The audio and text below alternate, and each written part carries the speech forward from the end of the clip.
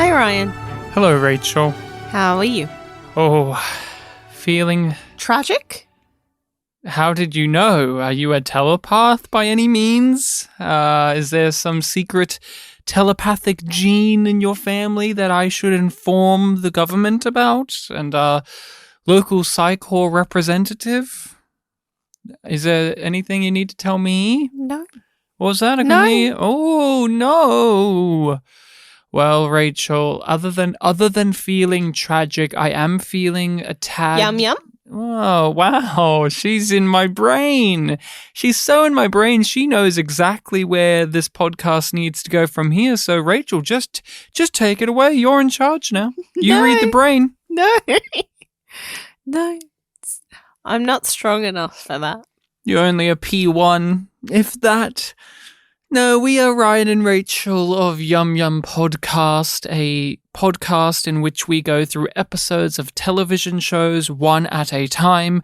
We are currently revisiting, reviewing, and rewatching and doing all of the stuff for Babylon 5. We are in the late game of Babylon 5. We're on the final season of it, and we are, of course, going to be going in depth and spoilers. So if you have not seen the series before, we recommend you give it a watch, because this is our revisit and we're wanting to talk about what we're picking up on this particular watch through. And Rachel, YumYumPodcast is such a specific name, and you are always keen to tell everyone why that is the case. So please inform us all on Yum Yum. We're Yum Yum because I can't do this anymore. Ryan, I can't pretend. Can't pretend like I actually enjoyed the Yum Yum moment the first time. What? It grew on me, like almost like a cancer or a parasite of sorts. But its origins is Star Trek Discovery, which I am sure I've called a cancer at some stage. Nerds, in our discussion. Find the audio of her saying it previously. So it's a line that was included in a script that made it through all the stages of production and to our screen. And it made no sense, really. But in the fact that it made no sense, it made sense for Discovery. And it is when Commander 9D is offered the opportunity to go kill the season. That's misleading because he's not the antagonist for the whole season. It made it sound like she wanted to kill the season itself, and as someone who's watched the second season of Discovery, the quality was dead from Arrival. Yeah, Tig could not save it. Commander 9D says yum yum after being asked a question by Michelle Yeoh. Michelle Yeoh, Oscar-winning actress, who won her Oscar literally as soon as she stopped doing Discovery. Isn't that just spooky and weird? And we are talking about an episode of Babylon 5 that has some eeriness to it as well, and some yum yum. There's plenty to catch the eye. And we are looking at and discussing episode 10, A Tragedy of Telepaths. And we read the DVD descriptions, which we assume are written by Joe Michael Straczynski, himself the creator and primary writer of Babylon 5, and he said this: "Rebel telepaths holed up in Brown Sector use mind power to resist station security personnel, but for some telepaths, the resolve for non-violence is starting to crack." Oh, how That it's starting to crack. Episode. But it's really starting to crack. Free Byron. Free Byron. And talking about freeing Byron, Who would have said yum yum in this episode if given the opportunity, Rachel? This series doesn't have a character out of nowhere lick their lips, throw their hair back and say yum yum, but if it did, who in A Tragedy of Telepaths could have done it? I feel like Lita. Lita was giving some YYE when she was checking with Byron to see if the message got through.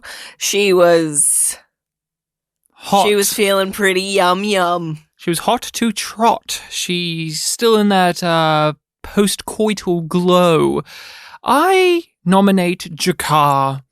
He went through a spectrum of emotions, but we haven't picked him really in a while because he's so easy to pick. But his energy was just, I could not even put it on a form of measurement because it was so off the charts, if we even use a chart for it. So Jakar is mine and Lita is Rachel's. Well, with everyone now on the same side, perhaps you're planning to invade yourselves for a change. I find the idea curiously appealing.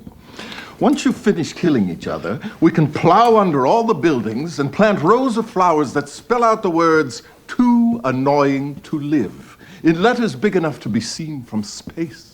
A Tragedy of Telepaths is an episode that I have rather enjoyed overall in the past, and I had a good time with it today. I have not been a big lover of the Byron arc. That is not unusual to hear, and I think that most people feel this way. And yet, when it comes to the downfall of the character, I have rather enjoyed it. But not only because you enjoy seeing him. There is something satisfying about seeing Byron fail. Because as we've noted, he's really incompetent as a cult leader. There's that, and it's everything surrounding it is just propelling to the inevitable demise. Not only of his colony, but we have Londo's stuff as well, and Sheridan stumbling his way through being a political figure. And the atmosphere is just thick. We have Bester, it's always great to see Bester, and Lockley is really trying to do more than she was initially wanting to when this all kicked off.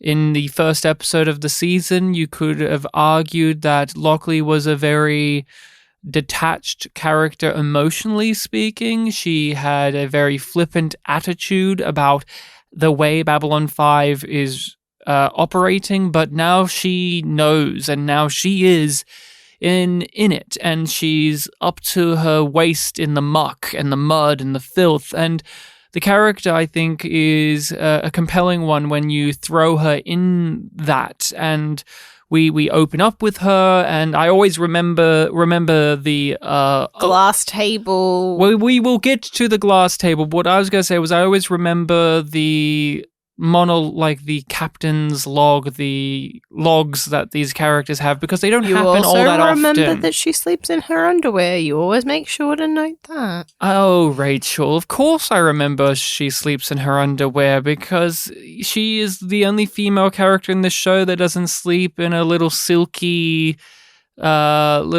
slip thing, a little nightie. She's the only one that doesn't do that, so good for her. Sticking it to the man by giving us an eyeful of something else. Rachel, A Tragedy of Telepaths. What has been your perspective on this one in the past and now? It's one that I kind of forget that this is how it's structured and these things are in the same episode. Because I remember more the Jakar stuff, like the Centauri Prime stuff. And I forget that this stuff with Byron happens in the same episode. Because I am not one to remember the titles. That's way more your thing. So I'm always like, okay. That's this episode. Yeah. Cool. They bleed together, this and the previous, because it is cutting from Byron to Londo. And I often pair them and make them just one big thing. And that is where we can launch off into. Let's go with Londo first. His side of it is relatively small in the... He goes on a caper. And he gets scolded a lot. So please, give us the opening. Where are Jakar and Londo at? Not just physically speaking, but in terms of mentality and what goes on with them. They are still on Centauri Prime. Apparently there was no transport back to Babylon 5 for a little while longer than Londo thought. Or maybe Lockley was right and he just had to stay to put in details for his coronation a little bit longer. That always throws me off because like he just said that he wanted to leave first thing in the morning and then he's just there. Well, it's not so simple. It took him a while to even get to Centauri Prime. Mm-hmm. There was assassination attempts. Yeah. He needed the correct flight stuff. It takes organization. Yeah. And they're too busy eating spoo. He's just like, first thing tomorrow morning. And then it's just like, appears to be several days later and he's still there. It's just a weird continuity thing that is a gripe for me. I feel like this follows directly the day after we were in the previous episode because Byron's group is holed up in there. Although I think they say that they've been in there for a few days too, so maybe you're right.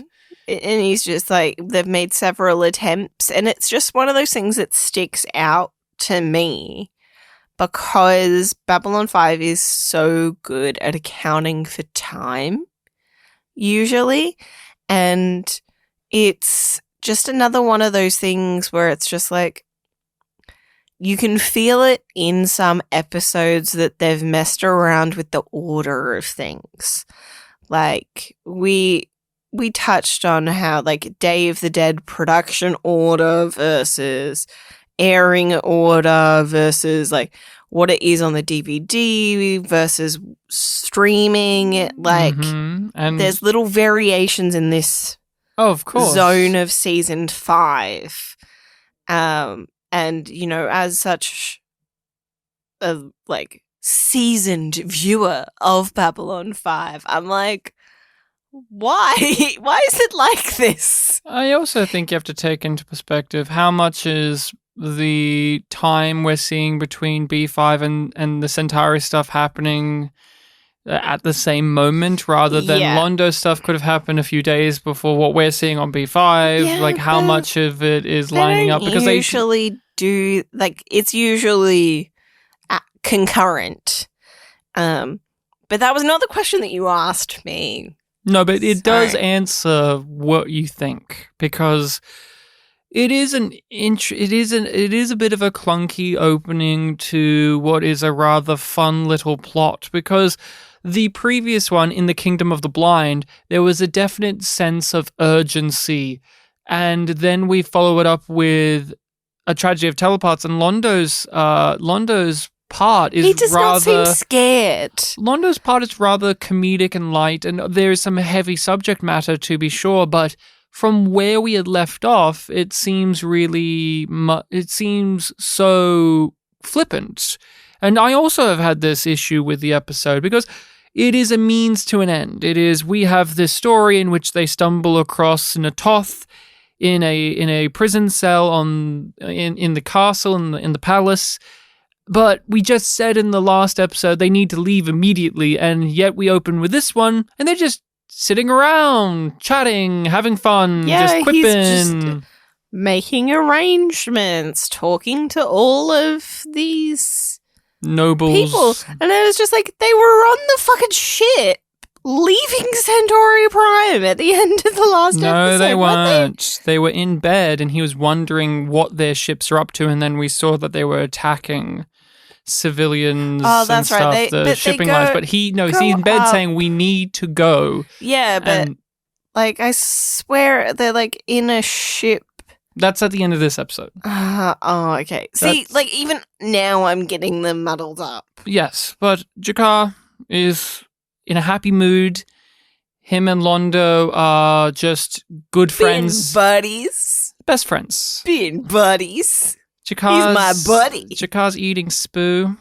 It's very sloppy Spoo. It's dripping everywhere. I noted on this particular watch that his outfit has lots of Spoo stains, and some of his face and neck had some splash of it in the scene, and I thought that was very cute. It's never been something I've never noticed before either. So if you're watching it, go back to that scene and look at his outfit. Spoo spots. There's Spoo spots everywhere, and I found that just great, because obviously Andres Katsoulis was having a grand old time. He's like lifting the spoon high and dropping it, and it's just a really great way to set up the tone to then pull the rug out from underneath, because they are friendly, and we have seen these two characters go through such turmoils. So when they are now at this point, it feels sweet and very much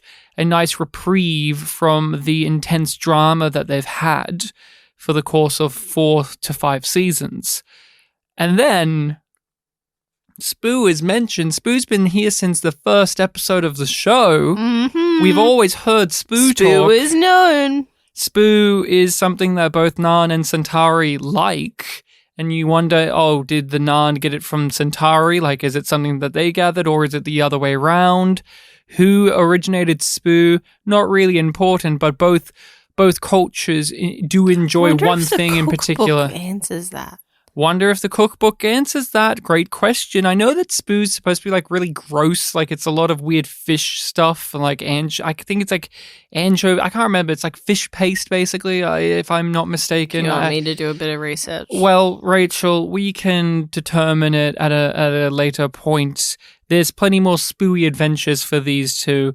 And what is happening? I'm mentioning all of the Spoo talk, but what is at the heart of the scene? What is going on? The heart of the scene is that they figure out that there must be a Nan still in the palace, in these cells that are in like the south wing or whatever it is.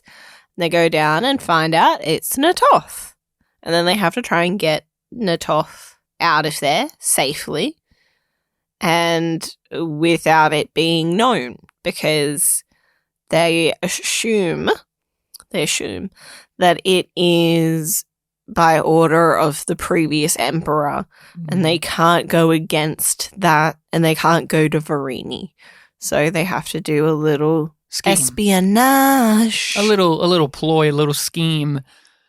G'Kar flips. He goes from being very much like a friendly presence towards Londo to one of justified antagonism, one of justified rage and anger. That's what I really love about this story, is you as someone sitting at home who's watched these two go on adventures and butt heads, you're happy that they are happy. And then when it's reminded to you that, of course, the Centauri are evil jerks, and they're still evil jerks, and they were people who enslaved the Nan and did all of these atrocities, Londo included, that when he figures it out, like when he twigs that, hey, where did the Spoo come from? Andres Katsoulis. Where was the Spoo going? Where was it going? What is this all about? Is there another Nan here? Andres Katsoulis' body language and expression and tone of voice, all of it just melts away and changes into a really serious approach, and it's really disarming, and it reminds you why he's a leader amongst his people, and that's a position that he's comfortable and confident in. You put her in this cell. You chained her to the wall, and then simply forgot that she was here. I didn't do anything, G'Kar. I didn't know she was here. I would have been back on Babylon 5 when she was brought here. Then why is she still here? Natoth, or as G'Kar has always called her, Natoth, and we will just acknowledge that does happen all the time. Natoth is back, and it's the original actress. Julie Caitlin Brown has returned. We have not seen her since season 2 when she played Sheridan's shitty Earth lawyer. At that time he tried to, like that time he killed Mbryo and it was a frame job. We haven't seen Julie Caitlin Brown in a very long time. And she was Natoth, the original, the OP, the OP, like she's OP as fuck. Like she beat up Deathwalker real good, the OG, I should say. Yeah, I'm like, Why? Okay, so Natoth is a whole thing we can talk about because, spoiler alert, we're going to do Julie Caitlin Brown for the spotlight. So we can kind of talk about the behind the scenesy bits a little later on, but let's just focus on the story as it is. When you were going through this series the first time, or even other watches, tell us a bit more about your reactions to this, because there comes a point where you accept she's gone as a character. Like, some people in this series get to stay to the end, others drop away over time, big or small. We've seen Talia Winters, she left. We had people from The Gathering that did return unexpectedly, like Lita Alexander, for instance. And we've had characters that have been acknowledged but haven't returned on screen. Oh, completely correct. And Natoth was a character that if you have listened to the podcast, we have both enjoyed very much. So tell us a bit about your feelings towards this reveal. It's one that I remember. I'm always like, okay, when are they going to find Natoth? I know it's in this bit of the season. I know it's coming. And I'm always just like, oh, okay. They got the space to do this, I guess. It wasn't a question that I was longing for an answer to, but it's one that I really remember because it really highlights the problems with the Centauri monarchy and the way that nobody can question, nobody can change, and that things go unexamined for potentially centuries. Completely. I really, really like that sort of little monologue that Londo has in the cell where he talks about like the guard who, like the post that was there for like 200 years before anybody was just like, what's this about? Why is that guy there? Yeah, the flower, guarding a flower that is long gone, and so is the person who demanded that flower be guarded. That is one of the greatest summaries of the Centauri culture as a whole that we've ever gotten in the show. And we've had many great monologues and speeches and characters that have helped define that. And here in the last season, we get another great helping of that. And got to appreciate JMS for still making sure in the final moments to keep examining not only the characters, but the cultures they're from. Because that speech gives you so much insight into the characters from Centauri Prime, whether they're Londo, whether they're Veer, or Reefer, or the Emperor Kataj, or any of them. You live in a failure of a hierarchy with all of these weird customs and rules, and you're all about status, and it still can fall apart in the most minute of ways like this. That there's bureaucratic oversight. So inefficient. It's very much about the decor rather than the practicalities of it. Mm-hmm. It's appearances. Like, Londo's referred to masks a number of times. And the performance. Their hair. Their hair is a performance. Their hair is a symbol of status. Mm-hmm. The bigger the hair, the more important you are. Hence, when Kataja broke from that, it was actually a big deal, not only in their society, but for us as viewers, because we have been coached to understand what that means. And when Natoth, when they revealed it was her, and I saw, it's actually the original actress. I could tell by her face, her voice. I was not overwhelmed or surprised or taken aback, because at this point I had become so appreciative of how this series does that regularly. They will bring back small players or people from years back and give them the time. We just watched Day of the Dead, like we did that a couple back, and that's a whole entire premise of let's get all of these people who we started with or we met along the way and give them the time to be revisited. And so Natoth being here is just another piece of the puzzle when it comes to how good the production of this series is. Yeah, and I feel like there was a moment not too long ago where Jakar was just like, wonder what happened to Natoth kind of thing. And the fact that they ask it and answer it. The inclusion is not just it doesn't just serve as a story to tell. It's not just, I wrote a story where Natoth comes back and we free her and we give some exposition. Hey, the original actress said that she's free. Let's figure out where she can go. It's not just a way of explaining what happened to the character, because this is a series that goes out of its way to make sure it can plug up a lot of those little holes. Like, we got Nagrath explained in this season, for fuck's sake. It serves way more purpose than that. What it does for me on an individual level, and I imagine it is the same for many out there, is it is a gesture from the series saying that we care about that character. You cared about that character. The actress cared, the writers, the director, there was a level of affection for Natoth, but for whatever reasons that we will talk about later, they could not continue that character. They tried to recast it and it just did not work. And so we had to put it to the side. And now we are in our epilogue of the series. And let's just take a moment to appreciate the people, whether they are the characters or the actor who plays them, that helped get us here.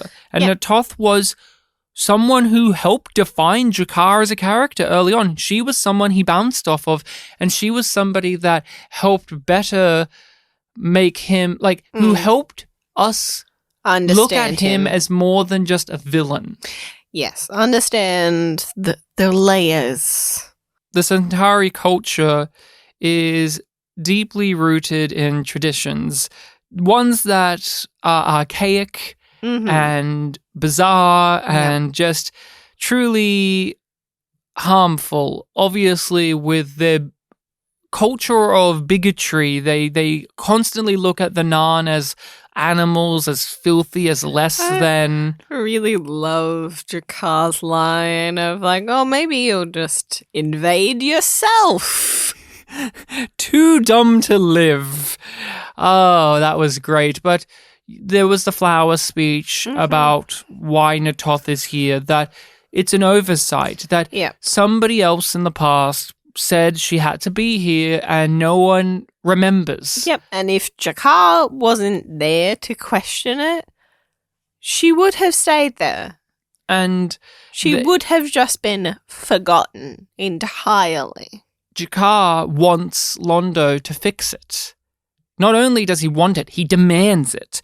And, of course, Londo is still a man. Oh, no, I can't. I can't do it. I can't fix it. I don't have the power. I'm going to be the next emperor, but I can't do anything about it. I want to ask you that. How much of Londo in this episode experiences any form of guilt? Very minimal. He doesn't hold himself personally accountable. He wasn't the one that did the order, and he didn't follow the order. So he doesn't see himself as being part of the problem to me. I don't see him having any real guilt, especially because they succeed in getting her off Centauri Prime. That you hit the nail on the head with that exactly. By the end, he takes responsibility on it because he felt good. Yeah. I did something good, and so It worked out. out. So I get credit for I that. came up with a little caper that helped out, but for the majority of the time, he is pushing this away because it is not on him. Yeah, he's And he negating cannot his help- culpability. He cannot help because he is not an individual that can change society. Yet No. he clearly is. He follows the rules. We've seen him use that all the time as a justification for shitty behavior, and it's the same here. He barely feels any sadness or empathy for Natoth. Yeah. Jakar uses very specific language about it too. He's like, Yeah. you knew her. You talked to her. She's a person. She was my Yes. friend. And you see in Londo's eyes that recognition, but he's shutting it down because if he thinks about it too much, it would be too upsetting to handle. And there is one moment of guilt, one moment that tells us that He underneath is reflecting. there's one thing that tells us that all of his speechifying and denial and saying that he cannot change anything is just an act because Natoth tells her story. Yep. And her story is that she was on the Narn homeworld when they got bombed by the Centauri, and we cut to Londo looking at it happen, and we cut back to Londo now, and that's him thinking about it, and you can tell he does take personal responsibility for what happened to Natoth because it is his fault. Yeah. He's had that But heart he attack. won't show that. He won't say it, no. He's still himself. Like, he's had his heart attack where he had the epiphany, where he realized he needed to apologize and to realize that him just standing there, not saying anything, wasn't good enough. And now in this episode, he's not just going to stand there and not say anything. He's going to actually finagle a plan through the course of events. And, well, what do, Rachel? To free Natoth, what is their solution? I want to note that they don't really have a plan. Londo just stumbles upon it, it feels like. Because the lady just came in and he's like, turn around, let me look at those clothes. I wonder if they'll fit Natoth. And they do. So they dress up Natoth in a Centauri lady outfit, with the veil. And gloves and stuff, yeah. And then they parade through, and Londo's acting drunk because everybody in the palace has been trained to not look at things that stand out. You do not pay attention when somebody is embarrassing themselves. And that goes right back into the flower conversation. It is a society built on all of these delicate rules that can easily be twisted. And so one time a princess said, guard a flower, and then that flower was guarded for 200 years. And this is a guy is drunk and everyone would rather turn their eye and pretend it doesn't happen because it's more convenient, and it would be bad if you dare even look at it and acknowledge that it happens. So you can do heinous shit and get away with it. That's what it's really saying. Yeah. Hence, Kataja could do whatever the fuck he wanted. Acknowledge disgrace. You do not acknowledge things that are bad. That's why we had Verini. I'm sure it will all work out in the end. We just keep quiet. Don't say it aloud. That's exactly the scene, the hallway scene. Yeah, Londo's you don't up call in people's attention faces. to it. Is it even there? And we've seen Londo struggle with that. Yeah. He's vacillated between saying out loud all of the concerns he has to then internally just carrying it with him and repressing it and trying to shove it down, but it just poisons him. And we've seen so many other Centauri nobles and figures throughout the series do the exact same thing. And that's why they're such a scheming society. They're just always got some nefarious plan up their sleeve. And it's because of this type of thing. It all just keeps stacking on top of itself. Do I make myself clear? Then wait 3 days, wall up the hallway, so no one will find what is left of her. Do you understand? And will you follow my plan precisely, without variation? Yes, Excellency. Good. They're going back to Babylon 5 unaware or not in the know wholeheartedly that the problems on Centauri Prime are expanding out to the greater system, that the League of Non-Aligned Worlds are beginning to fracture, fall apart, turn on one another because of the shipping lines being attacked by the Centauri vessels. And it's because Londo has taken a course of action in which the Shadow Allies have decided to use the Centauri to sow fear and distrust with the members of the Alliance. And it has not come to pass yet that they know who it is, because the Shadow Minions are framing everyone. They're making sure that there's debris from enough of the different races to get them at each other's throats. And that's what's happening with Sheridan's story, is he is aware that that is happening because he's a military man. He understands that these are terror tactics, but he's talking to politicians. He's talking to diplomats. Mm-hmm. He's talking to people that sadly don't care too much about what he has to say. No. On a level, because he does treat them like children. Yes. He doesn't treat them like ambassadors of their own worlds, representative of entire planets. He still thinks of things in terms of military structure and ranks, of I am in charge and you agreed to this alliance, you joined this structure, and you will do what I tell you to do.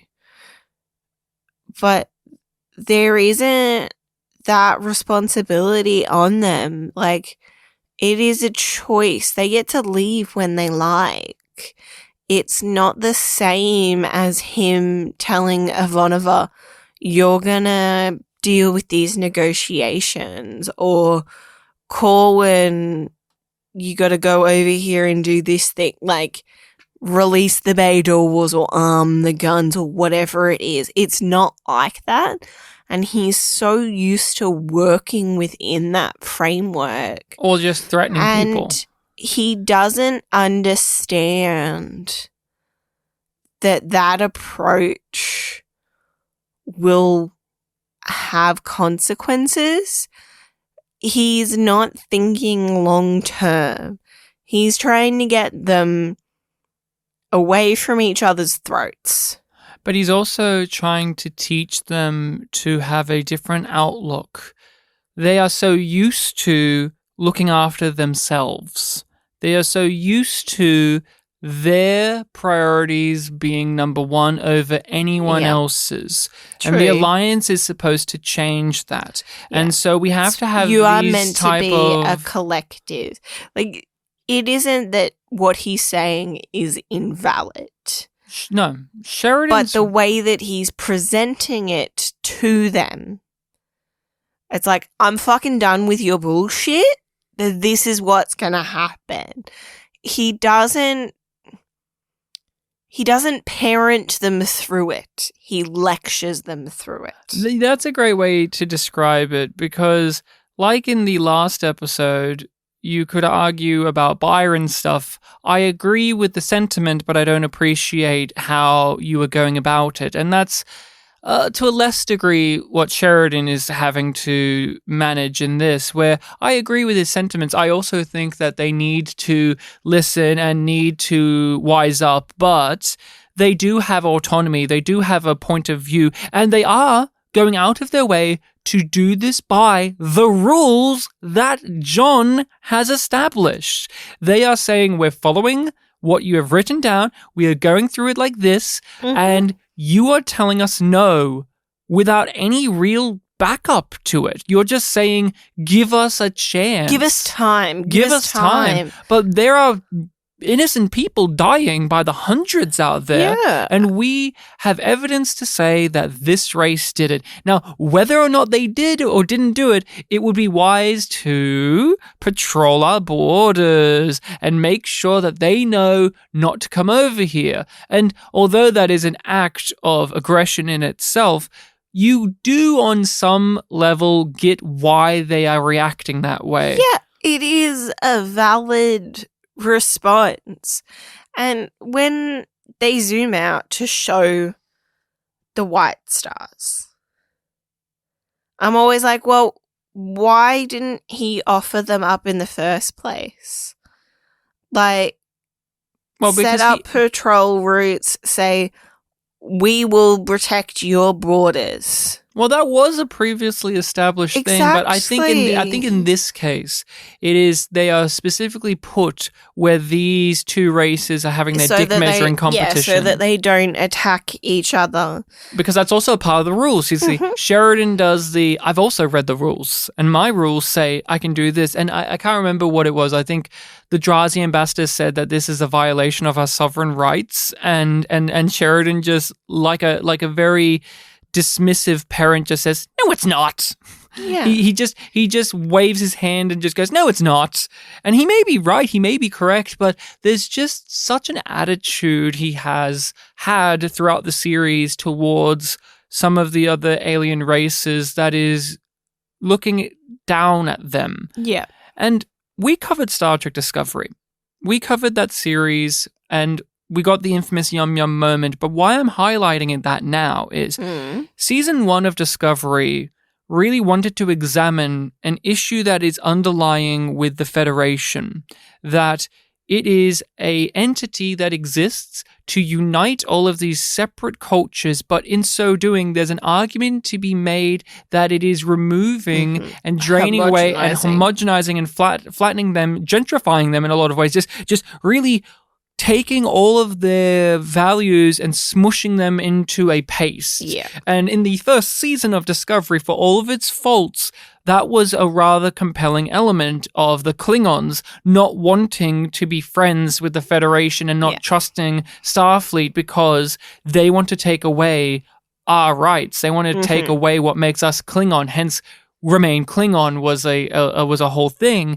And as sloppily handled as that was, it is an idea that I want to give props to this singular episode of Babylon 5 for doing without actually vocalizing that. It is an underpinning statement to be said that the League of Non-Aligned Worlds, who again, Rachel, they're a league of non-aligned worlds.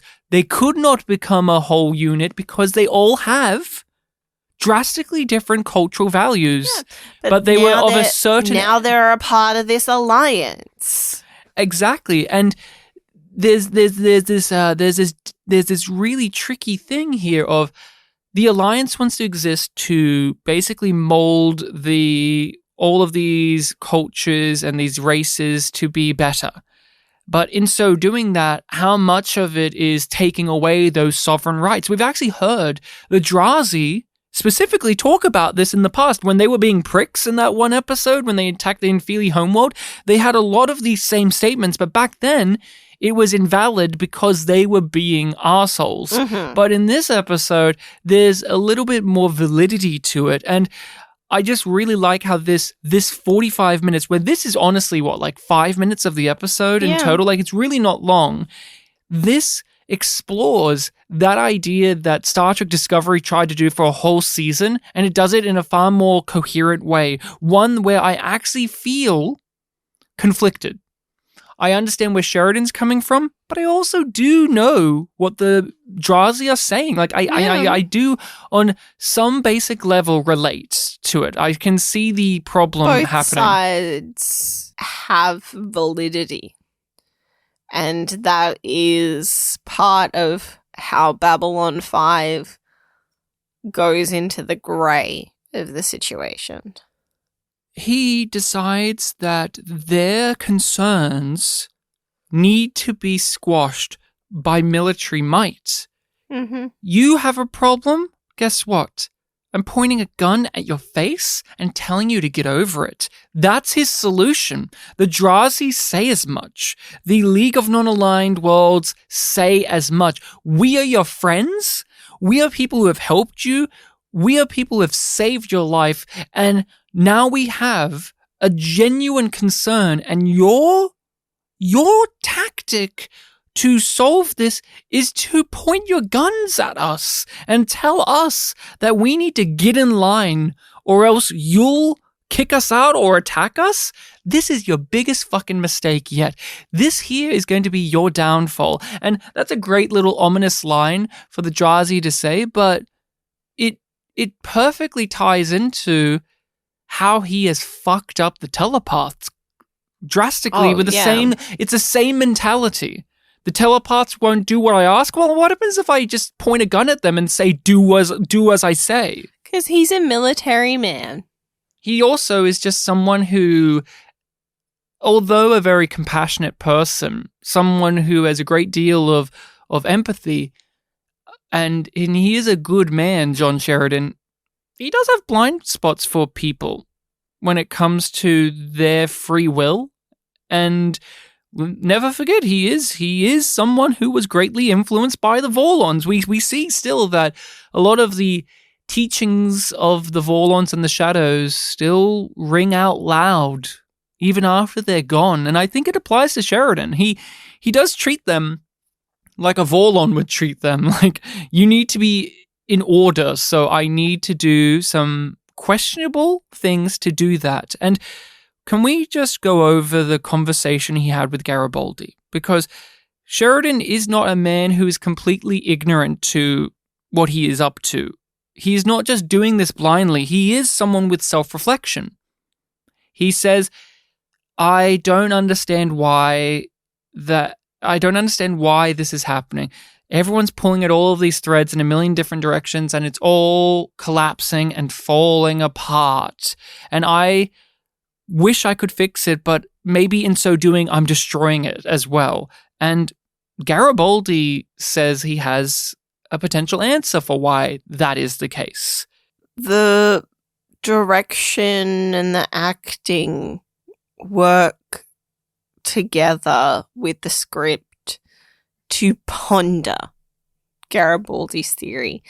And he talks about, why do we mark history with the wars, not the peace? And he goes through all of these examples, and the conclusion that he reaches is,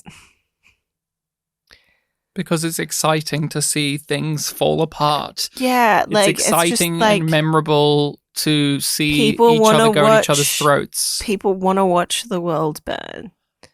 It's much easier to destroy than to build. It's much easier to remember failure than success. We can expand this out to many different conversation pieces we hear in the real world and in this series that share a similar sentiment. Why is it that I remember the bad times more than the good times? That is a large thrust of what is being said here, but he's talking about it on a grander scale, on a historical scale. Galactic. And I always like this moment because it is Garibaldi bringing in a perspective that is so him.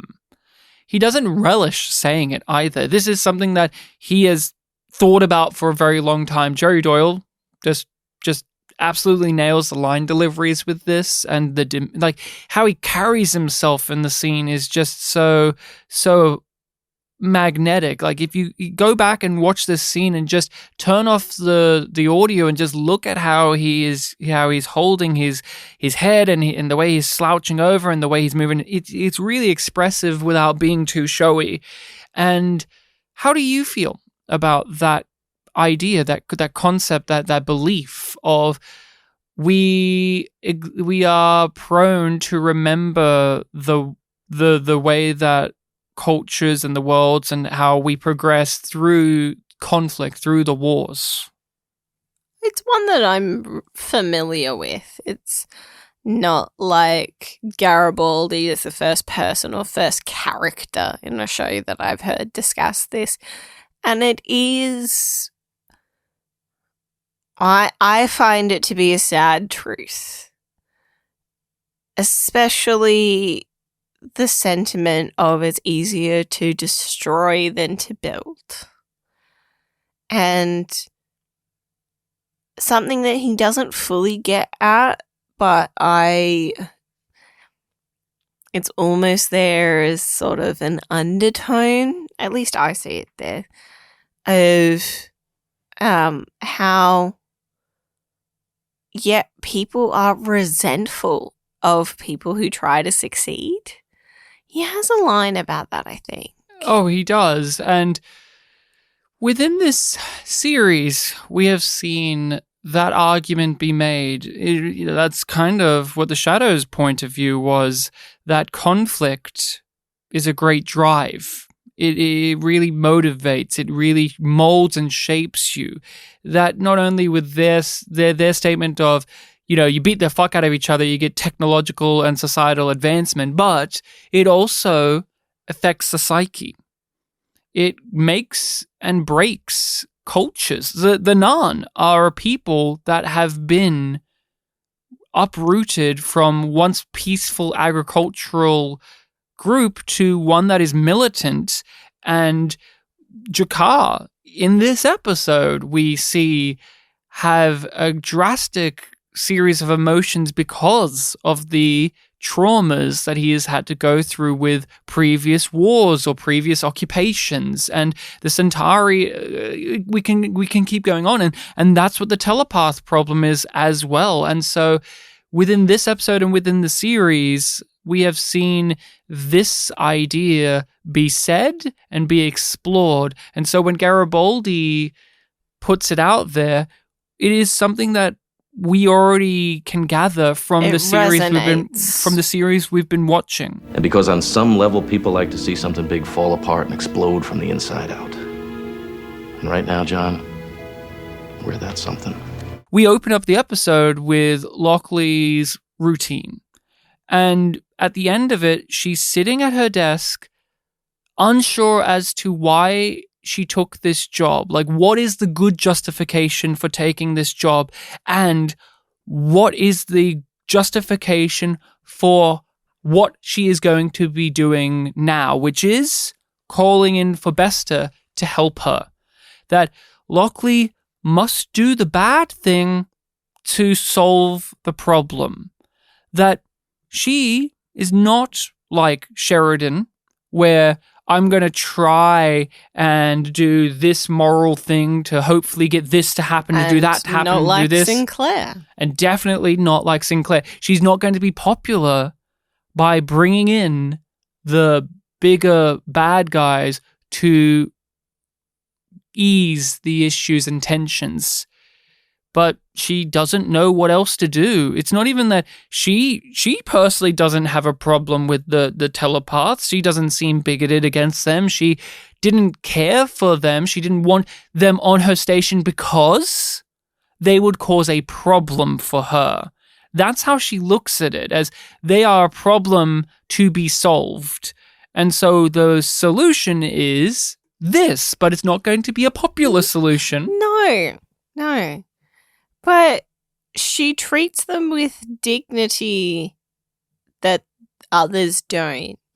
Thus, she's the one that gets invited in. And the opening monologue and the ending monologue is her stressing the point that this will take a toll of deaths. There will be deaths. That the toll will be human life. She's not just this weird military lady who's only thinking about like the results of like, here's a problem and I solve it like this. She's not deeply like Esther, where she doesn't see the other side as being people.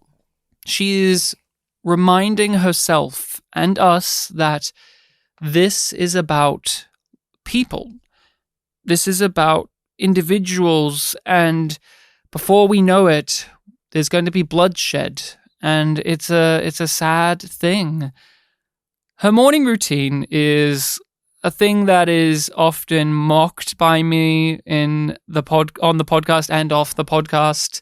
It's a glass table. Like her doing exercise. It got worse. In the morning. It got worse in this episode. In this watching, by the way, it got worse. Yeah, it did. But like if she was doing it on a solid surface, it would feel better. Well, let's explain it in a little bit more with a little bit more clarity. Lockley, we see her in bed. She wakes up. She's in, would you call that a tank top? What would you call that? Like a bra? I don't know. I think it's like a bralette kind of situation where it's underwear. She's in underwear. Compression sort of looking thing. Before that, she goes to go have a shower first and then exercise. And interesting, I would do it the other way around, but she has a shower. Like, she gets up and goes to the shower. She washes her face. She doesn't have a shower. She does have a shower in one of these scenes. But I think it's after, because then she gets stressed. Oh, well. Because I'm pretty sure, because I'm like, oh, yeah, like, that makes sense. You get up and you go pee. That's the first thing that you do in the morning. Well, no, the first thing she does is one of the most dumbfounding things ever for Lockley.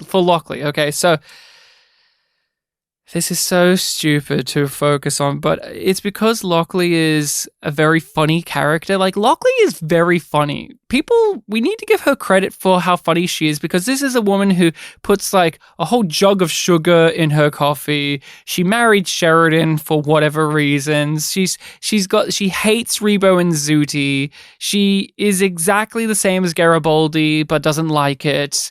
She keeps grilling his ass about this job he made up for himself and how she knows to do, like, she's better at this job he just made up, and now we have her in bed.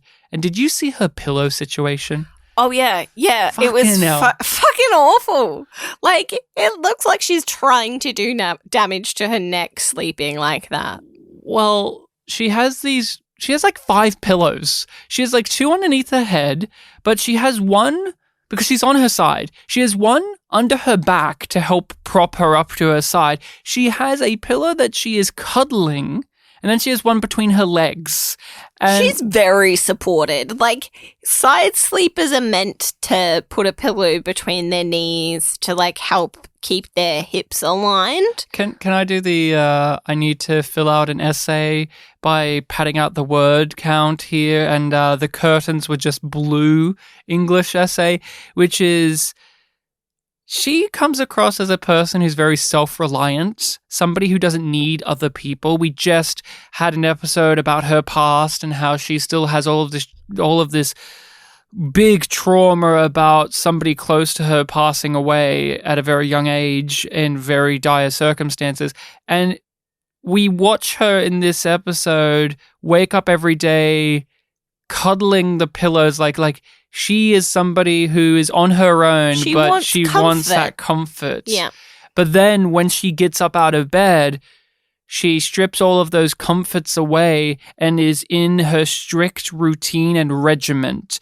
I need to get up and do this. I've got to get onto my workout routine, which does involve working out on a glass table. And it's not just saying working out on a glass table. We need to specify. She has her feet, like she's doing like tricep dips or something like that. So like her arms are on the armchair behind her, and her feet are elevated up on the edge of the glass table. Her Achilles' heels are right on that edge. They're right on that edge. And I have never been more uncomfortable in an episode of Babylon 5 ever than this sequence here, because it always stresses me out that she's going to fucking slash those heels on that fucking slicey edge of that glass table. Because it's a fucking glass table. She's on the edge of this glass. It's just, oh my God, I'm getting nervous and sweaty about it right now. Because it's like, and she's insane. Like, luckily, such a weird person. I love it so much. Like, every room, like, every picture in her quarters is of like the ocean or a field or something. It's like, I guess the idea is she misses living on Earth where it's like this big open space, but it's also just kind of amusing that she has nothing but pictures of the ocean in there. And she's working out on glass tables. She's got like this singlet thing that has like all these little buttons on the shoulder line, which honestly I thought looked rad.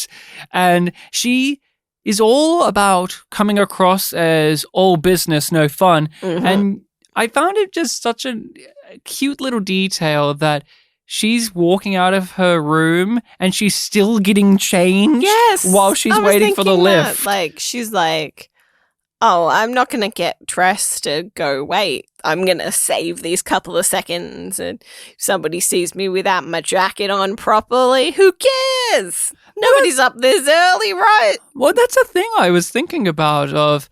She came across at the beginning of like all of this, I don't know how to exactly describe it, coming across as the best of the best. And it seems improper to me for you to stumble out of your room half dressed. Yeah. But you said it. She's all about time. I've got to do this, got to do that. I've got to get this in motion, I've got to do that in motion. And she's going to sit at her desk. And I noticed that she's finally put more stuff in her room. Yes. She has trophies and she has pictures of her family and she has a model of Babylon 5 on her desk, and she's settled in more. She finally unpacked all of her boxes. She had all those boxes that were filled with junk, and now all the junk is everywhere.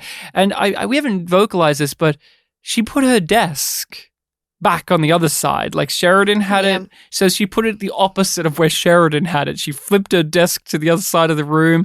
It's all those little things that help flesh her character out, and in a way where they aren't explicitly saying it out loud. Like, it's just all of these things that help make her a person that is worthy of being the one we are following. Because let's never forget that we all love Ivanova, and it's very difficult to accept Lockley, but you have to, as a writer and a creative team, put in the effort. And all of this stuff, as goofy as it is and as much fun as we make, it does give her a wealth of material going forward, and I appreciate it. And why am I here? Because though we've been separated by a lot of years and a lot of life, Sheridan's still a friend. And he asked for my help. You know what? It's still a crummy answer to the question. The telepaths are causing problems for Zach Allen and Lockley, because every time they get a crew down there to cut their way through the barricades, the telepaths plant an idea in their brain that there's a bomb on the other side. And so by the time Zach can get another person to come down there and start the job, they've reinforced the area, so we have to go somewhere else. And it is this issue that is just aggravating Zach Allen, and he doesn't know how to solve it. And Lockley communes in a way with the telepaths. They touch the walls, and she feels a sensation, and she has a gut feeling of needing to talk to them, to give them a final chance. And Lockley goes through the vents. She goes through the ducts. She does a special Simon. Yep. Goes through the ducts. And what happens when she goes through the ducts? So she's about to go in there, and what does Zach Allen offer her? A PPG. He offers her a gun, and she's just like, nah, that won't do me any good. But she does end up having to take it later. He offers her a gun when he knows that they're a room full of people with mind powers. And I'm going to say it now.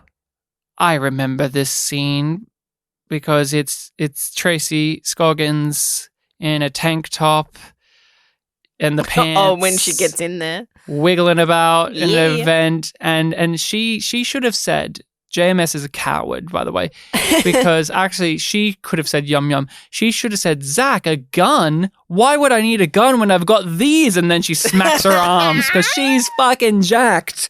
Tracy Scoggins, I do believe, has had a history of like bodybuilder work or like fitness work, or like she was a model and she's done TV and she's always been a very physically fit person. And in this episode, she's like got those arms out and she's like got her guns out ready to punch and fight. And I'm just like, yeah. You talk to Byron and Lita. I'm not paying attention to the words. I'm looking at those arms. Look at those fucking strong arms. I was just so distracted by that, but in a good way. I'm like, yeah, look, I'm like, Lockley could fucking kick ass. Like, Lockley's like, I believe she's a military woman. Yes.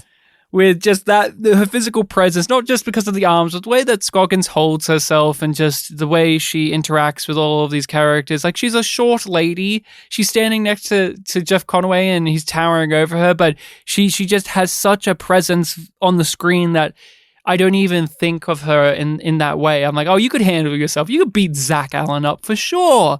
And she goes into the colony, Rachel, and what happens? She's just like, let me help you? Please? I don't want you all to die. Will some of you come with me at least? And they're like, no, we're good. We're good. And Byron's just like, thanks for not being a dick. Yeah. You were nice enough. Like, you never cared for us, but you did treat us fairly. So there's that. You treated us with basic dignity. And unfortunately, that's a pretty high achievement to do with telepaths. So thanks for that. She's no bullshit. She tells them that their colony, their dream won't happen because they fucked it up. She has no skin in the game when it comes to this. No, she has made it clear that this is the broader context. This is that, and this is what's going to happen. I liked so great, like so much great material comes out of Lockley in this scene, and the way she just goes through it methodically of why what they are doing is pointless and useless, and they have basically backed themselves into a corner that gains them no sympathy is fantastic, because we need it really underlined that Byron is not just doing this because he genuinely believes that their hunger strike and what they're doing will warm the hearts of others. Now it's explicitly clear with how succinctly Lockley laid it all out for them that this is because he wants to be a martyr. That's what I get out of this, because you see in Robert Atkins Downes' performance, the way he reacts to her, that he knows that she's right. But they're going to do this anyway for the principle of the thing. And not only just for the principle of the thing, but because he needs to follow through on what he started. And this is the only way he can do it. If they get taken away by the cycle or by the station security, it will just devalue the message that he has been trying to put forth. But the thing is, he's already done that himself by the way he handled the Interstellar Alliance in the last episode. He's already fucked it up, but he can't admit that he's already fucked it up at this point. So what does he do? He doubles down and says, Lockley, can't do that. We're going to stay here. And she's dumbfounded. Then why did you call me here? Why am I here then? Because this is a goodbye. We're not going to make it. Okay, well, you can if you are willing, but if you're going to fall on this sword, goodbye. How do you, like, I've had a lot of issues with Byron, but there's also been a lot of consistent traits with his leadership and his characterization. And I feel like this lines up with a lot of the things we've been going through and discussing with him. Yeah, it's like, well, if we can't get a home world, then we're going to die trying, and it'll make it easier for the next people that try, which doesn't really make sense. Doesn't really make sense. Well, it does in the sense of he's going to martyr himself. That's the idea. I will become a martyr, and it will ripple throughout time. And like with a lot of, say, like civil rights lead, because he wants to think of himself as a civil rights activist rather than a cult leader. We may say he's a cult leader, but he doesn't think of himself as that way. He thinks of himself as this historical figure in the making. I'm taking a stance in a way that no one else has. He's not like the telepath resistance. Those scallywags who, everything we've seen of the telepath resistance in the show, which is not much, by the way, have equally, if not far more noble traits than him.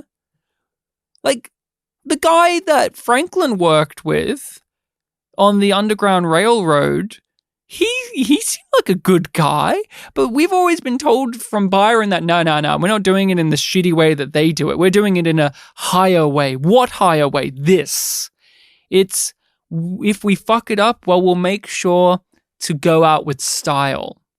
Fucking Byron, piece of shit. Like, I want to feel sorry for him, but I just can't. And that's a question I want to ask you right now with everything that goes on in this episode, with Lockley lamenting the bloodshed that's going to happen, with Bester being extra evil and shitty, with Byron just absolutely in despair over the fact that his group has resorted to violence and there's nothing he can do about it. Do you feel sorry for Byron?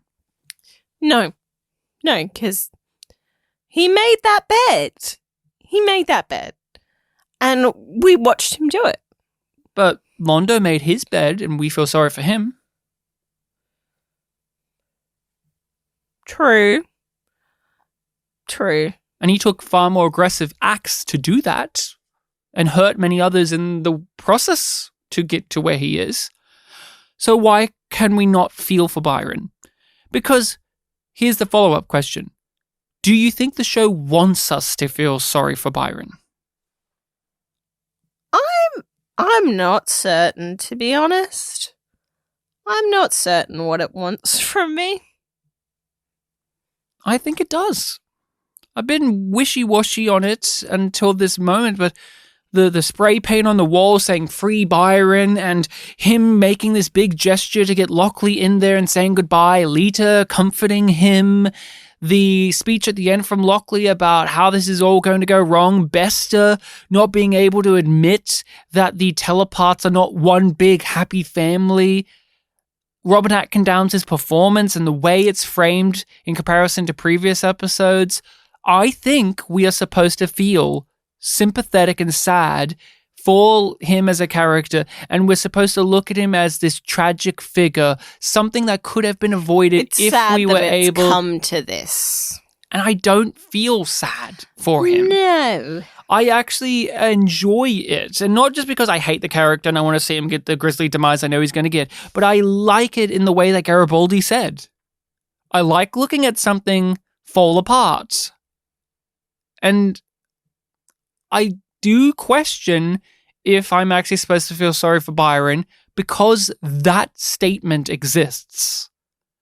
Garibaldi says what I am feeling right now when it comes to his whole entire character.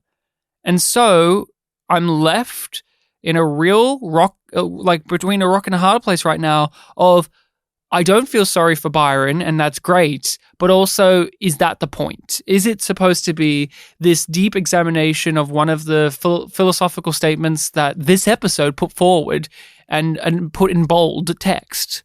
Do you have anything to say on that? Because we did just go over the Garibaldi stuff, and I do wonder if there is supposed to be some of that lingering over some of the concerns we have when it is in relation to Byron's story.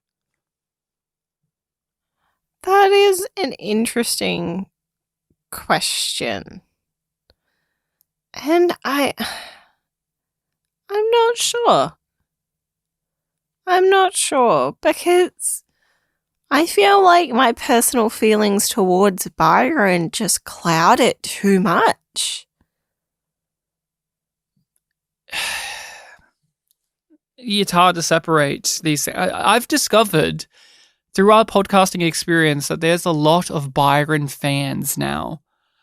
Growing up and even as an adult who interacts with some people online, I knew that there was a great hatred for Byron. I felt it, but we've had comments on some of our YouTube videos and Instagram posts and even other Babylon 5 podcasters like our friends over at the Last Best B5 podcast actually enjoy Byron and not only enjoy him, but feel for him. Think that he's a funny, witty, quippy character or one that's deeply sad and we should feel a lot of the drama if for anything, him. I just pity him.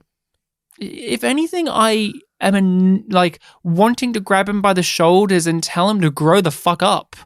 That's how I feel a lot more of the time. But I want to know from the people listening, like, what do you think? Do you think that we are supposed to genuinely feel upset for Byron, or do you think there is an element of what Garibaldi says that's applicable to his current situation, not only in terms of what the character is going through, but in terms of the writing as well? I don't know how much of Byron is supposed to be this guy that we should look at and go, oh, I wish it didn't play out like that, rather than, man, I'm glad it played out like that because of what Garibaldi was saying, because of those reasons. Because we've had many plots like that during the show. Yeah. I don't think you're meant to have glee at his downfall. No, not glee, but like it's entertaining. If you care about your people, you have to come out and come out now. If we have to come in after you, someone's going to get hurt or killed. I'd rather avoid that if I can. So would I. But we're not leaving. Then at least help us to identify your people who are still operating outside. That would help put their minds at ease. We don't betray our own kind. We will stay here as long as it takes to communicate our message. Bester is here. He's here because he was invited this time. Like a vampire. They invited him and now we can't get rid of him. He is so fucking happy with himself. Byron is furious to hear that Bester has boarded. Like, they're afraid, and Byron also has this look of anger. But Bester, he's smiling the whole time. He's so happy. He is on board because they need him, Rachel. This is one of the few times where they've needed Bester. Rather than he's on board and we've worked out an alliance with him and done this. No.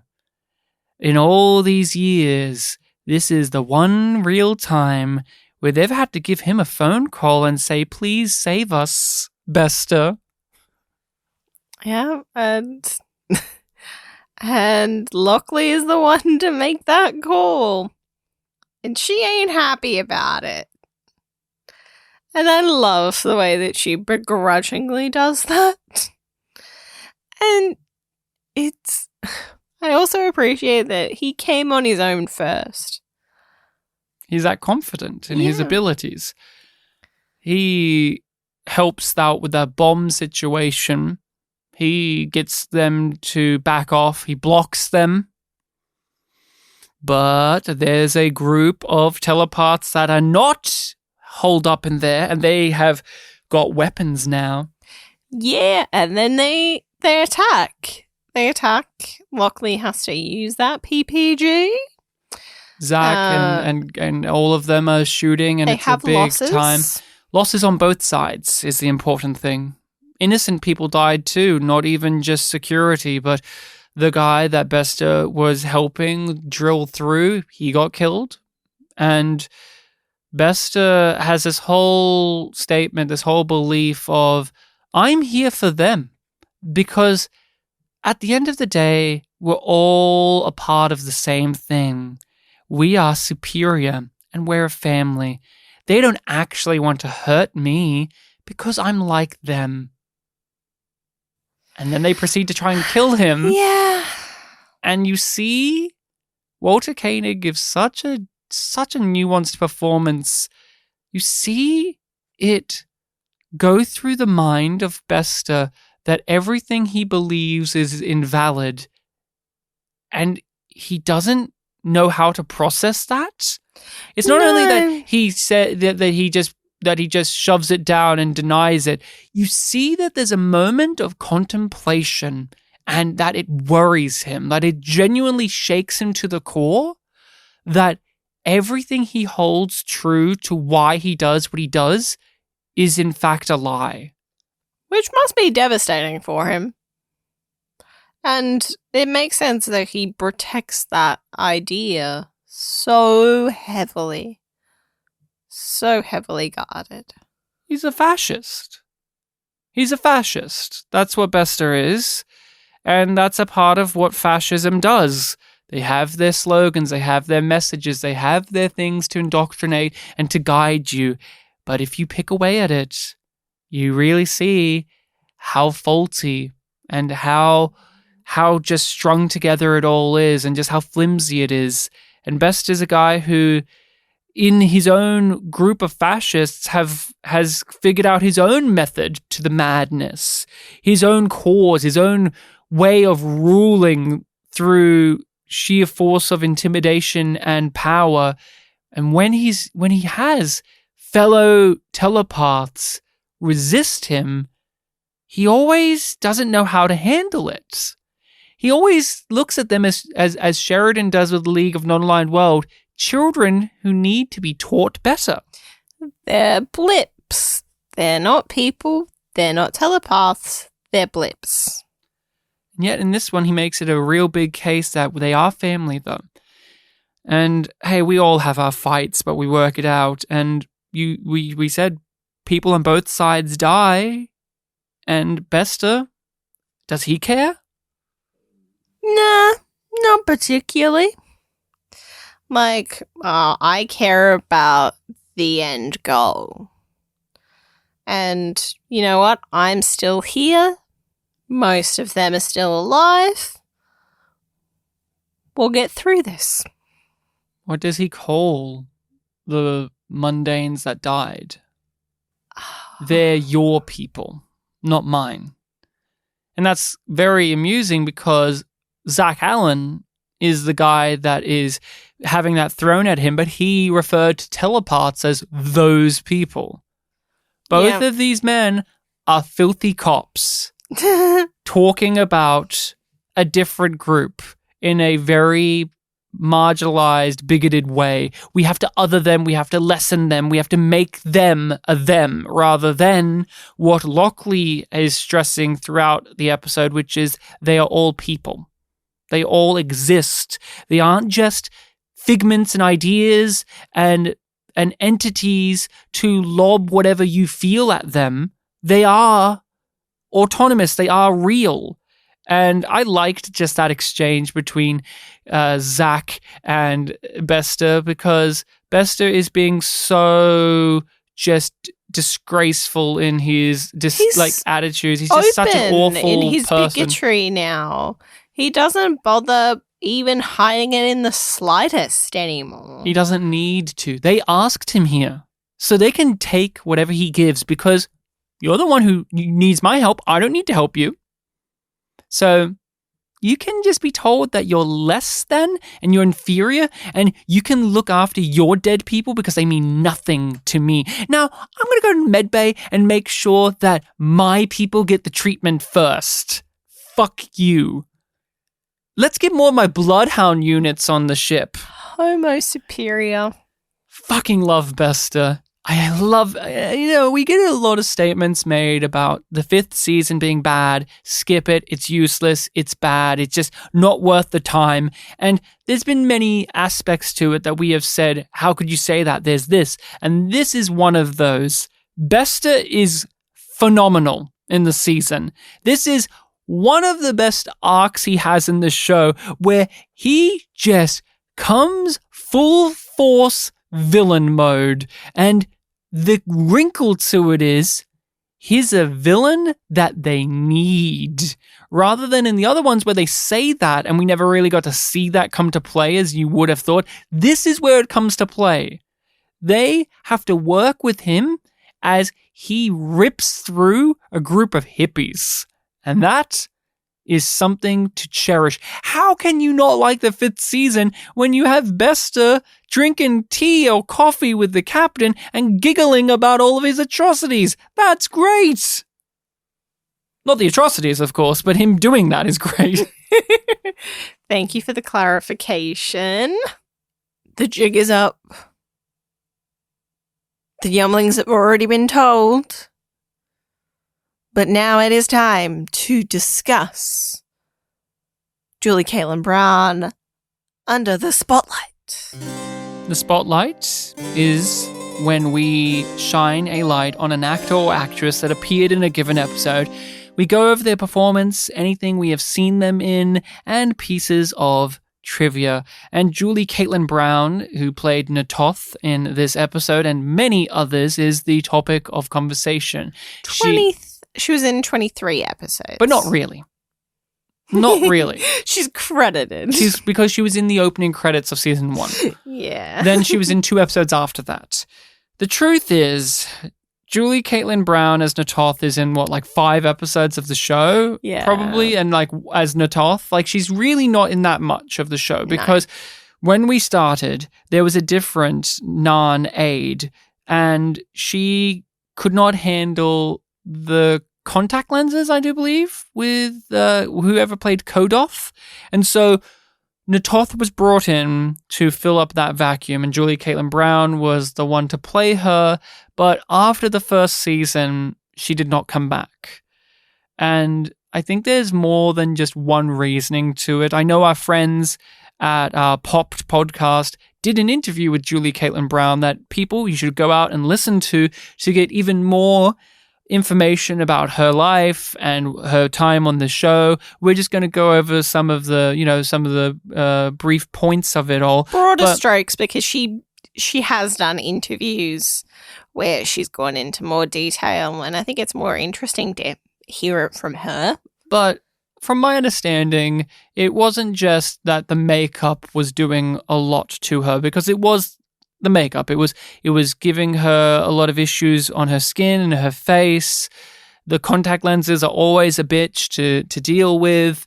She seemed to have a great time, but then the other thing that I'm aware of is, although she's in the opening credits for season 1, she really didn't have a contract that could give her the stability for the amount of hassle that doing this role provided. She did not have a big ongoing contract like a lot of the other actors did. She was basically an episode-to-episode type person, and she didn't have a lot of episodes to do. So why commit yourself to this job that is Not hurting committing to you and not committing to you? And so we did not get her again as Natoth after the first season. She came back in the second. It was lovely to see her in her human form without all the makeup on. But here we are in the final run of the show, and they gave her the call, hey, come on back. And here she is. And they put her in the makeup again, and it's wonderful to see. And she is someone who is deeply embroiled within the Babylon 5 community. She is one that I am aware of is involved with the convention circuit scene with the cast and crew. I think she helps run and organize a number of cons as well. That's how entrenched she is. And this is from a person who was in a small percentage of the show. But her role and her performance was so joyous to the viewers and to us and to everyone that, of course, even if she was only in a small percentage of the show, she's going to be involved in what happens after it's all wrapped up and done. Because we love her. We love Natoth and we love Julie Caitlin Brown. There's a reason no one ever talks about season 2 Natoth. That actress just didn't have the flair, didn't have the flavor, didn't bring the fire. But Julie Caitlin Brown, she was sexy as Natoth. She had the voice. She carried herself really well. She just had no fucks. She just was such a badass, and she was really funny. And just every time she was on screen, imagine like the other actress pulling off the line of like, as soon as I get the chance, I'm going to kill you, Malari. And Natoth, through Julie Caitlin Brown's performance, really matched Andreas Katsoulis. They both, very early, within that first season, had that physicality and the way that they delivered their lines really did make you feel that this was an aggressive alien race with very staunch opinions on how things work. But when you get to know them, there's layers. We had that conversation about her religious values and how her mother was from this, or her dad didn't believe, her dad was from this, and her mother didn't believe that, and she believes in herself. And we got all of these moments with Natoth that will forever be iconic. Her beating the fuck out of Deathwalker is absolutely. And Julie Caitlin Brown, I wish that she did get to stay in the show. I wish that it all worked out better and that we got Natoth, because not only was the character fun, but she was just a force to be reckoned with on the screen. For yourself, what do you think about Julie Caitlin Brown's performance in the series? I love her as Natoth, but I'm happy with what we get, because I feel like her presence would have changed a lot of things, and it would have been different, and it would be interesting to see how that might have played out. But it's not like I wish that she'd stuck around. I don't feel that way. She would have been what Talon gets in the end, right? Where they started out as a warrior, like, I want to fight, I want to be a bit of a shifty player, to someone who kind of has to step up to where Jakar can no longer lead. That's what I always assumed. I don't know if that's how well planned out Natoth's journey, or like Jakar's aid she could was. Have stepped into that fairly easily. When we come to her in this episode, just to talk about her performance, what do you think about it? Although it's very minute, they did bring her back, and there is a difference. Yeah, but it feels like this is what Natoth is, beaten down after years of captivity. I like it very much because it feels like an echo of what we knew. The performance vocally is very different. I almost can't recognize the voice for Julie Caitlin Brown. I know it's her from looking at her, and I can hear it in certain words, but there's a far more of a delicate touch to it. Natoth in the first season kind of sounds like a 1930s reporter lady who needs the case. Like, she has just a very certain rhythm to it, but here it's completely shifted and altered because Natoth has been beaten down. Yes, she's a husk of her former self. Hasn't used her voice much in a long time is probably a part of it as well. Like, she probably spent months screaming herself hoarse. Mm-hmm. And she's just been locked up in the dark. Yeah, Julie Caitlin Brown is great. I have only seen her in a couple of things. She is someone who's done a little guest spot here, a little guest spot there. Babylon 5 is the one where she got the more recurring role. Not too many credits. She's dived into other pursuits. I think it was only like 25 acting credits. She's played other alien roles too, where she's had to do the makeup. She was in Star Trek a couple of times. She was in TNG. She was in the double-parter. Yeah, she was in an episode of DS9. So it's not as if she hasn't had to put on some prosthetics before, but the non-makeup is quite demanding. You can tell intense. You can tell it's intense. And she's done the appearances in sitcoms and stuff. She was in an episode of Becca, I'm pretty sure I read there. And so she has done in a way, she's kind of done a lot of what her season 2 appearance is, where she is in a couple of minutes of a random episode of, say, Law and Order or something as like tough lady. Yep. And she does that very well. Uh-huh. But this is the most, like I would say, well, this is the most credits she gets for a single project, Yes. even though in reality she did not do like 20 plus episodes of the show. Is there any interesting pieces of trivia that you've managed to pick up on Julie Caitlin Brown? I do have a few things that I found interesting. I do want to acknowledge that she was in Sliders. Thank you.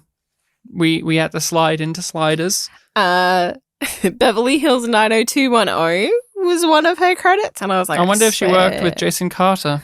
Everybody was there, and I'm intrigued to. I didn't dig into this because I kind of wanted you to do it to see if there's a drop that you can use from her episode of Baywatch Nights. Oh man, no, she was in Baywatch Nights. What a thing to be. And I hope she was in the season where it became an X-Files ripoff, where she's like she had to play like a ghost or something. That would be great. Yeah. We do get a lot of Babylon 5 people in Baywatch, huh? Yeah, well, it was a ongoing show. They needed working actors. Would you be surprised to learn that she played a military figure in that? A tough lady, a colonel? No, I'm not. Oh, she was in the Space Spores episode. Oh, as a sci-fi episode too. We're lovely. Glad to see it. Colonel, I'm going back and bringing out the civilian. No, it's best we wait. We've got the toxic substance unit on the way. Till they get here, no one in, no one out. Look, they've been very emphatic that I execute this order. For a number of years, she started her production company, and she's still the CEO of Illumina Productions, according to her LinkedIn, which started in 1997. So roughly around this time. Yeah. So she started that up. She's also an agent. She helps run cons. Yep. Like not just Babylon 5 ones, but ones in general. She also has written books and made several albums. Yeah, she's a singer. I knew that. I've seen and heard some of her stuff over the years because as a fan of the series, I wanted to know what happened to Natoth, and I wanted to see her out of the makeup and in not sci-fi future clothes. So you stumble across like, oh, here's her singing a song, and yeah, she's very good. I've listened to a couple of her things. You linked me some music stuff, and I'm like, I've heard some before. The first one that I clicked on sounded so much like the nightclub song when Sheridan gets tranked. Oh, yeah, I wonder. And I was just like, what? I can't remember who did the vocals for that. And here's a crazy thing: the B5 cast made an album. Yeah, and didn't get her. And didn't get the lady who can fucking sing. Nope, she wasn't one of the 5. I guess by that time the cast She'd had moved. stepped away. She was only in a small amount of episodes, but they had Pat Tolman. Okay, whatever. The B5, a great album from the B5, now on Spotify. So yeah, she's an agent. She runs her own business. Yeah, she does just coaching. She just is active. I've seen her in interviews, and she is just a powerhouse. A powerhouse. Our friends over at Pop did an interview with her, and when we were discussing an episode recently with them, they were telling us about, oh, yeah, they talked to Julie from time to time, invited her to a Renaissance fair, and just crazy statements like that exist, by the way. I have never said offhandedly, oh, yeah, so I was talking to Bruce Boxleitner the other day, and I invited him to a Renaissance fair. Can you imagine that statement? Oh yeah, I was talking to Lord Reefer the other day, the actor who plays him, William Forward, and we just played squash. Like, you know what I mean? Like, but hey, that's the benefits of being in LA, baby. Yeah. And I looked into some of her stuff too, and she just seems like she's having a great old time. I listened to some of her music. She has a YouTube channel where she puts some of that stuff up there. There's also online some of her like acting reel stuff or management stuff. And yeah, she's very much doing a whole bunch of work. Is there anything else that you've got? Like looking through her Instagram, I don't know if this is an ongoing thing or was like a one-off, but her business ended up representing Misha Collins for a con. Misha is Supernatural. the guy from Supernatural. Like, he's a big pool. Yeah. And I was just like, he like did a video for her Instagram. Oh, that's I cute. think it's just like, ah, Everybody loves Misha. They should have got Mark Shepard in that video, so then he can say that his dad was a soul hunter and Jakar's uncle. And that was an episode where I think Long Twilight Struggle they mentioned Natoth. So there you go. I think maybe there's another one though where they mentioned Natoth where it's like, oh, she was and the rock cried out in her hiding place. They mentioned Natoth, but Julie Caitlin Brown, interesting figure, and one of those people that in this cast of actors of B5 is one that resonates with the community. We all love Natoth and we all love Julie Caitlin Brown, and it's just something to look at and say, how often do you get in a show a character that is very much a small fish in the big pond get such affection, and people wish that they stayed around. You only, you get that from time to time, but with B5, it feels like it's just like a constant. Even if they get their full-fledged stories and everything, it's like, more John Vickery, please, or more Julie Caitlin Brown, please, or more Damian London, and just all of these actors get their moments. It says so much about B5 that it does so much, but it still leaves you wanting more.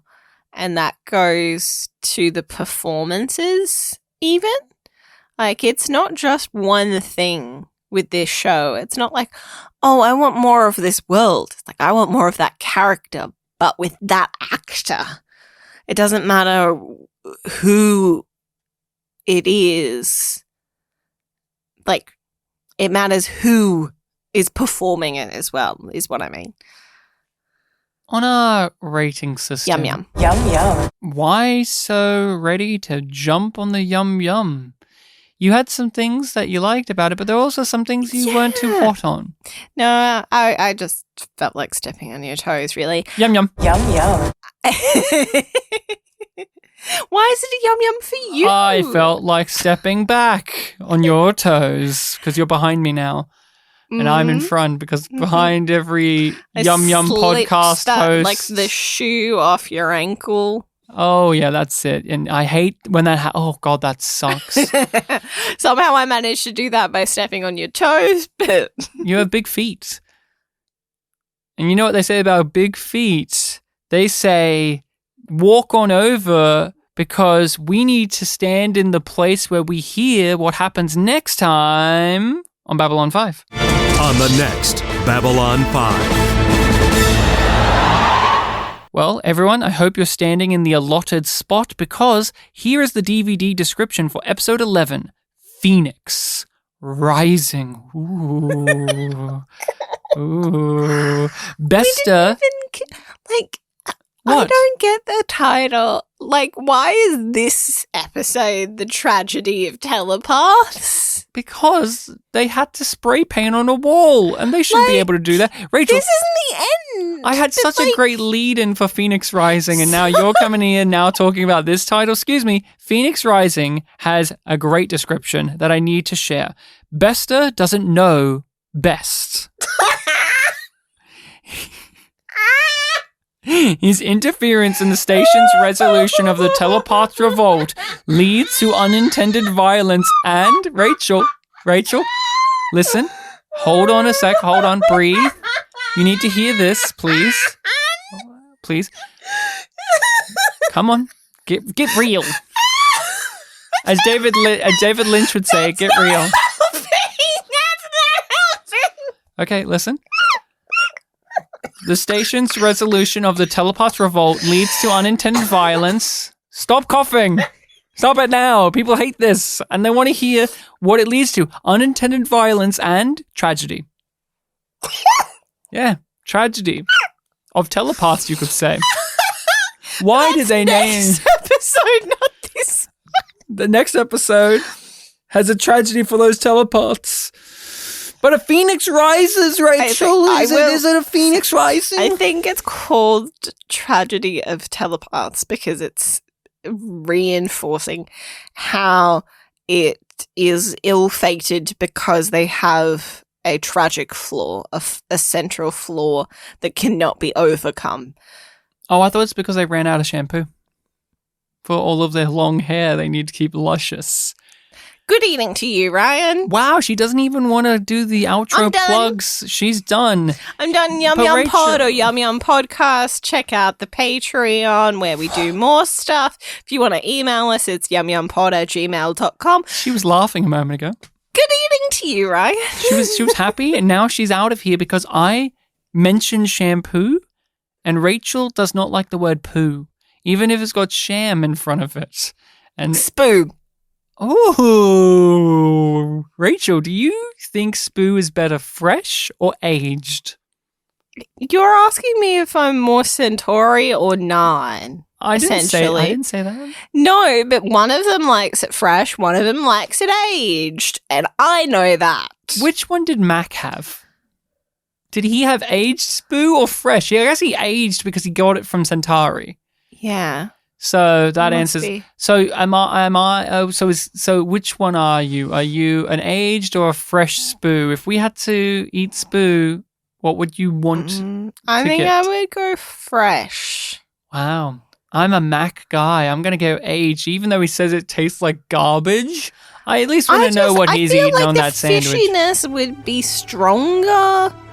And I'm not a huge fan of aged fish. I like fresh fish. Well, we'll have some in the future because that will be some good eating. Mr. Cat.